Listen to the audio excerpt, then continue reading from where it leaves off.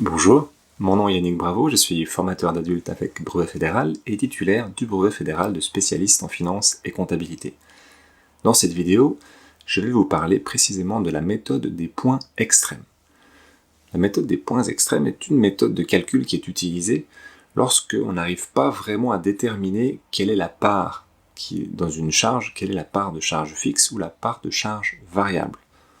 Même si c'est assez rare que ce cas tombe à l'examen de brevet fédéral de spécialiste en finance et comptabilité, c'est arrivé ces dernières années, et donc il vaut toujours mieux le savoir, vous serez mieux préparé ainsi. Il y a quelques exercices dans l'ouvrage de Urs Prochinin qui s'y rapportent.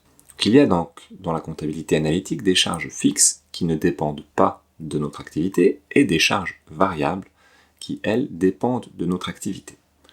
Certaines charges sont un petit peu entre deux parfois, et au moment de calculer un budget flexible, donc au moment d'ajuster un budget en fonction des quantités qui ont été réalisées en vrai, il va falloir prendre en compte cet ajustement.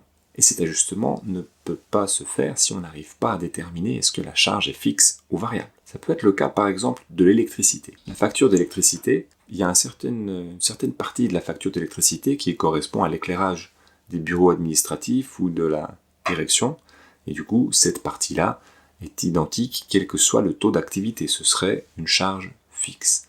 Par contre, l'électricité des locaux de production, où il y a peut-être des machines de production qui tournent, cette partie-là est variable et dépend de l'activité de l'entreprise. Comme les services industriels ne font qu'une seule facture pour le total, eh bien la méthode des points extrêmes va permettre de déterminer, en prenant les données de plusieurs périodes précédentes, par exemple les mois précédents, on va essayer de déterminer quelle est la part fixe et quelle est la part variable dans cette charge.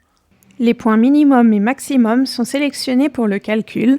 Voilà pourquoi la méthode des points extrêmes s'appelle aussi méthode minimax. Cette méthode est une approximation. Il faudra toujours le faire lorsque l'énoncé dit de le faire. Il ne faudra pas le faire à votre propre initiative.